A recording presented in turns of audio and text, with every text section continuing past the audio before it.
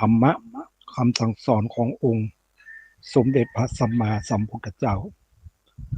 ช่วงนี้ก็เป็นช่วงที่นะเรานะส่งเสริมพระพุทธศาสนา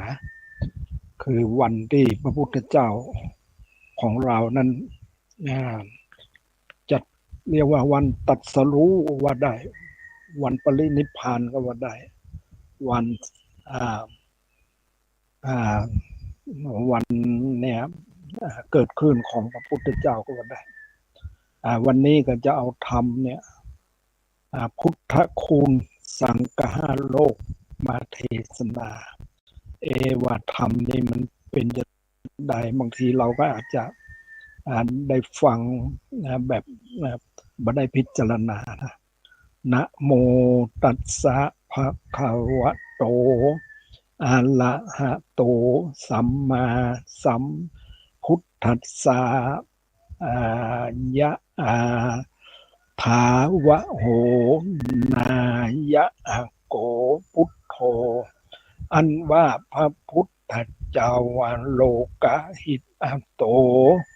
มักว่าให้เป็นประโยชน์นะแก่โลกตั้งสามตนหักเสียอย่างปาปะกรรมและบาทแก่คนตั้งหลายและสรรพสัตว์อันนั้นอยู่เหนือนาแผ่นนาดินนาปฐวีพระก็มี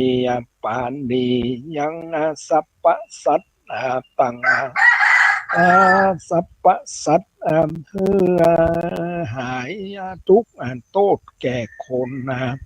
ตั้งหลายเหตุเพื่อว่าโลกะหานีและอุบาทเหตุการตั้งหลายอันเกิดมีในบ้านในเรือนในไร่นาและเหยียข่าวและในโตนคนตั้งหลายด้วยนัยยะต่างๆบางงานเกิดอุบาทเป็น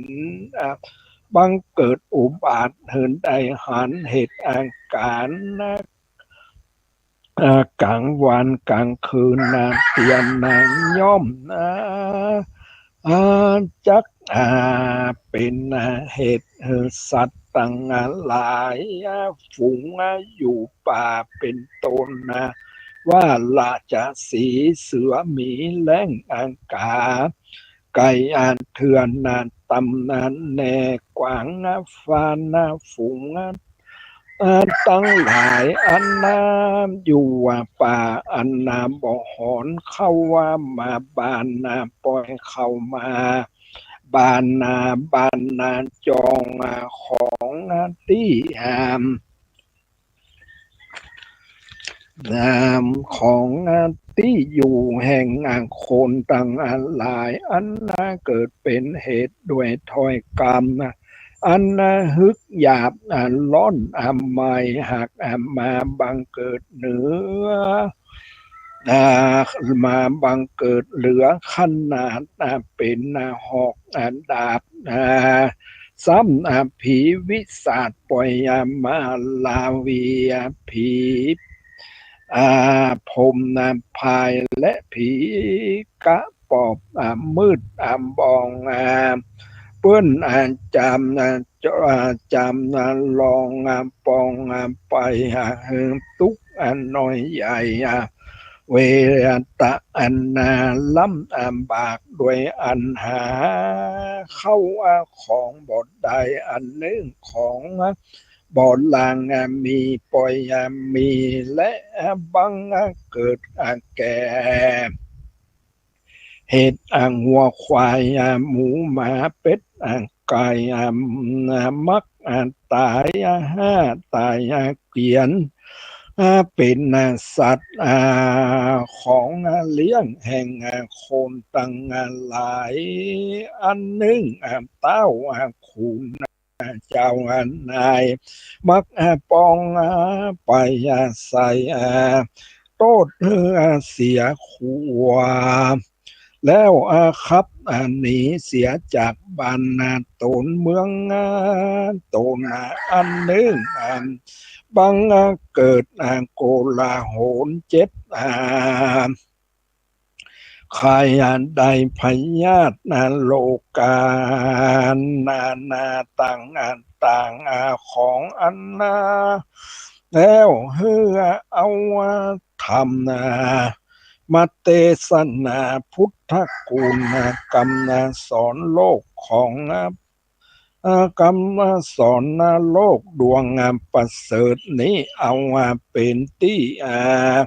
จางงานที่เปิ้งแตะดีหลีมีเครื่องสักการะบูชามีจ้อสิบตุงสิบจ้อ15 ตุงก็ตุง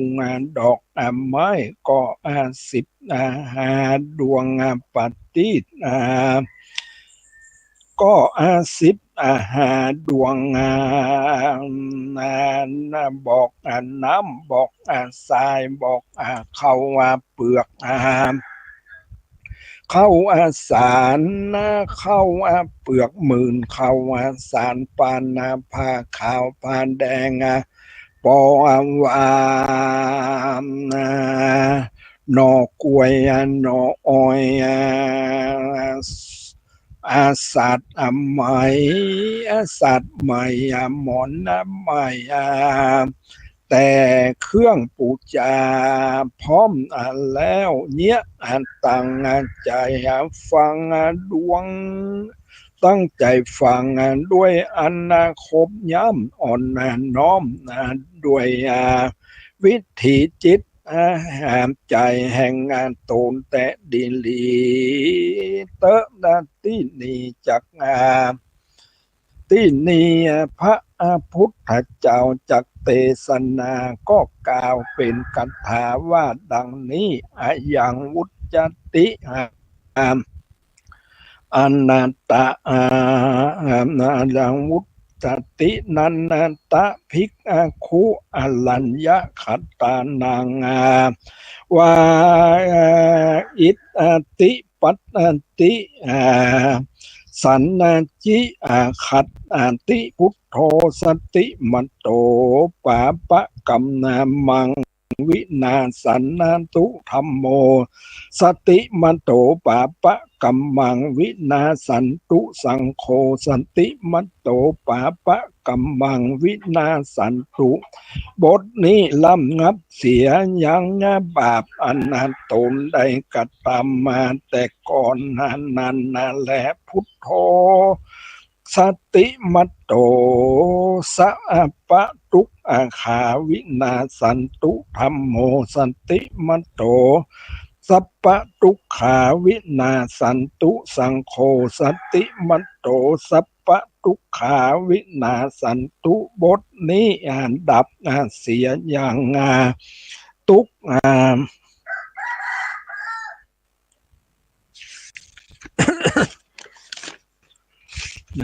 อย่างสัพพะกังวลอนตรายหายเสียงและพุทโธสติมัตโตสัพพะพยาวินาสันตุธัมโมสติมัตโตสัพพะพยาวินาสันตุสังโฆสติมัตโตสัพพะพยาวินาสันตุบทนี้ดับเสียอย่างพยะอันจักมาบังเกิดแก่คน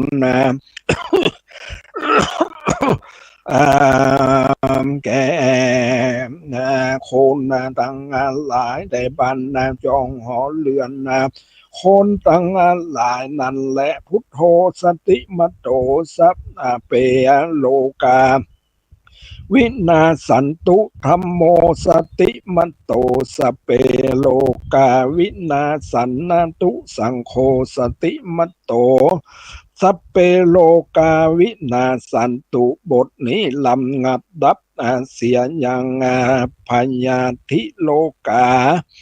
อันนามาบังเกิดเจ็บอังคายได้พญาตังมวลและพุทโธสติมัตโตสะปะอุปัฏฐวาวินาสันนาตุธรรมโมสติมัตโตสะปะอุปัฏฐวาวินาสันตุธรรมโมสติมัตโตสะ